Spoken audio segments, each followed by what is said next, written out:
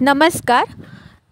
Instant dhokla mix use करून छान smooth ढोकळे कसे बनवतात त्यासाठी मी आज ही रेसिपी शेअर करत आहे. त्यासाठी तुम्हाला आमचं इन्स्टंट ढोकळा मिक्स घ्यायचं आहे. 1 वाटीभर पिठामध्ये 1 पळी तेल टाकायचं आहे, जेणेकरून येणारे ढोकळे स्मूथ येतील.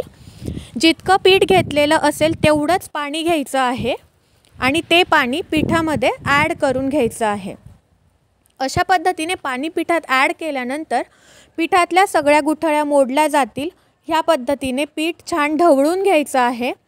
आता कुणाला हात यूज करायला आवडत नसेल तर तुम्ही चमच्याचा यूज करू शकतात, पण हाताने पीठ घोळवल्याने पीठ स्मूथ होते, कन्सिस्टन्सी छान येते.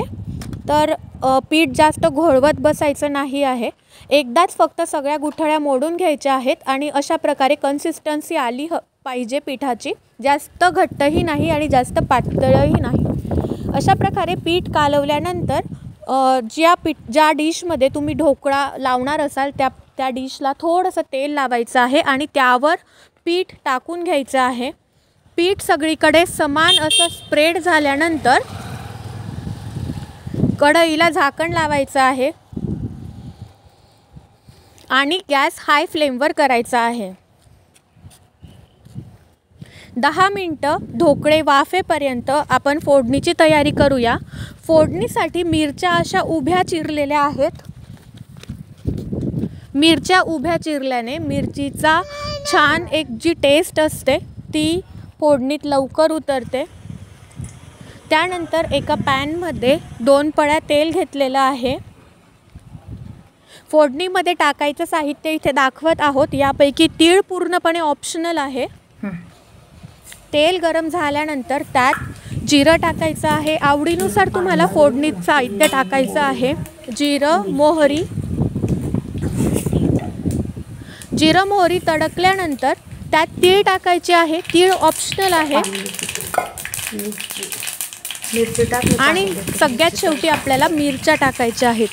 मिरच्या छान फ्राय होईपर्यंत थोड्या हलवून घेऊया.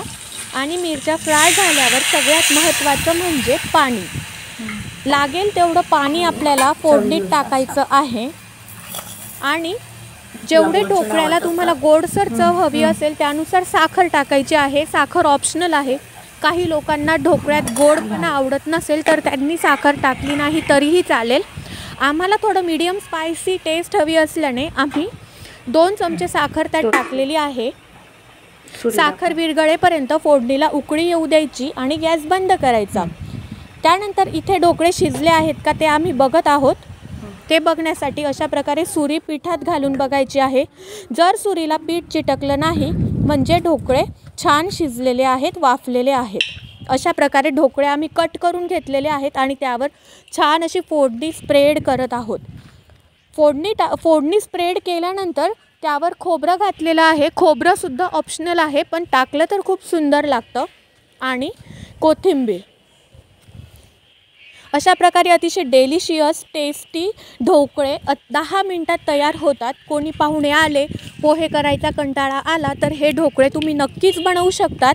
अतिशय जाळीदार, स्मूथ आणि कोणत्याही प्रकारचे केमिकल न वापरता बनवलेले ढोकळे नक्की ट्राय करा. धन्यवाद.